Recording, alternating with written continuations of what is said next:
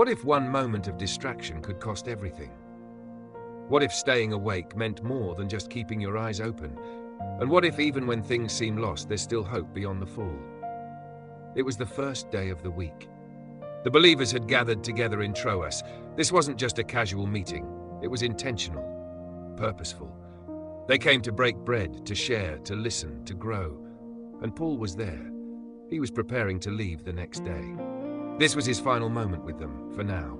So he did what he always did. He spoke.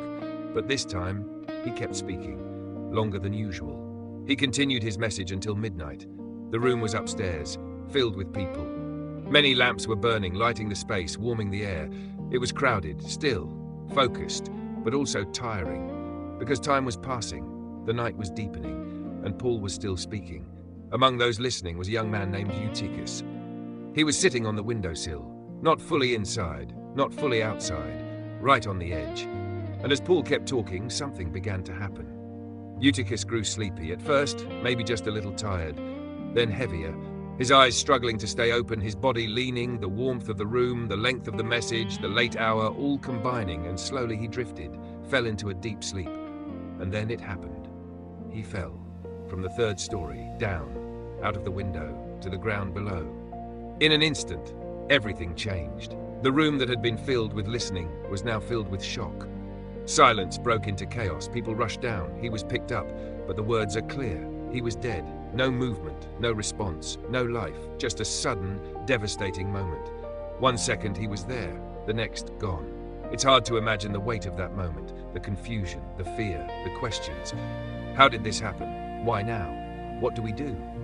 But Paul didn't panic, he didn't freeze. He went down, moved toward the situation, toward the loss, toward the impossible. He bent over the young man, wrapped his arms around him, and then he said something unexpected. Don't be alarmed, he's alive. Think about that. In the middle of what looked like death, Paul spoke life. Not denial, not confusion, but certainty. And something changed. Eutychus came back, life returned, breath restored. What was lost was given back. And the room that had been filled with shock, was now filled with relief, with wonder, with something deeper than before. They brought the young man upstairs, alive, not injured, not broken, alive, and they were greatly comforted. But here's something that stands out. Paul went back upstairs and continued. He broke bread, ate with them, and kept talking until daylight. Then he left. The moment was extraordinary. But Paul didn't turn it into a spectacle. He didn't stop everything to build around it. He continued the mission, because the miracle was not the message. It pointed to the message. This story is powerful, not just because of what happened, but because of what it reveals.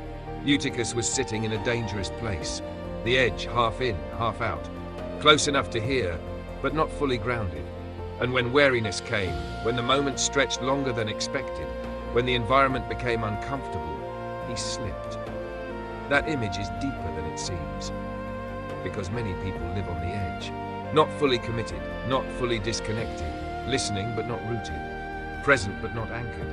And when life becomes heavy, when things take longer than expected, when tiredness sets in, it becomes easier to fall.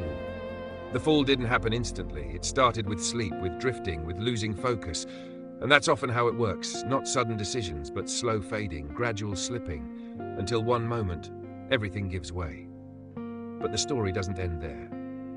Because even after the fall, even after what looked like the end, there was restoration. Paul didn't stand at a distance. He moved close, he engaged, he acted, and life returned. This is where hope enters the story. Because no matter how far someone falls, no matter how sudden the loss, no matter how final it looks, there is still possibility. There is still restoration. There is still life. The moment didn't erase what happened, but it transformed the outcome. From tragedy to testimony, from loss to life, and everyone there felt it. Not just relief, but deep comfort, because they had seen something real, something undeniable, something beyond explanation. But there's another layer to this story. The setting, a long message, a late hour, a room filled with people, many lamps burning. It wasn't ideal, it wasn't comfortable. It required endurance, attention, commitment, and sometimes that's where the challenge lies. Not in big decisions, but in staying present, staying awake, staying engaged, even when it's hard. Because growth doesn't always happen in perfect conditions. Sometimes it happens in long nights, in extended moments, in spaces that test your focus, and in those moments, position matters. Where you sit matters. Where you stand matters. Eutychus chose the window, a place of risk, a place of instability, a place where drifting leads to falling, but the others stayed inside, grounded, connected, supported by the space around them. It's a simple detail, but it carries weight. Because where you position yourself affects what happens next. Are you grounded, or are you on the edge? Are you fully present, or partially distracted? Are you anchored, or easily moved?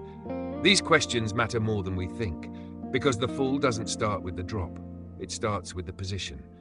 But even then, even when the worst happens, this story reminds us it's not over. There is still hope, still restoration, still life. Paul's response shows us something important. When others panic, he moved with purpose. When others saw death, he spoke life. When others froze, he acted. That kind of response comes from something deeper, from faith, from understanding, from knowing that what we see is not always the final reality. And that changes how you respond. It changes how you see situations. It changes how you act in moments of crisis. The story of Eutychus is not just about a fall. It's about recovery. Not just about loss, but about restoration. Not just about weakness, but about hope. And it leaves us with something to think about. Where are you sitting? Are you positioned in a place that supports your growth, or in a place that makes you vulnerable? Are you staying engaged or slowly drifting? And if you've fallen, if something has slipped, if you feel like you've gone too far, remember this. It's not the end. There is still a way back, still a chance for restoration, still hope beyond the fall. Because what looks final is not always final, and what feels lost can still be restored. This moment in Troas didn't stop the journey, it strengthened it. It reminded everyone present that even in weakness, even in failure, even in unexpected moments, life can return, hope can rise, and the story can continue. Thank you for watching this video. If this message spoke to you, don't forget to like, follow the channel, and share this video with someone who needs hope today.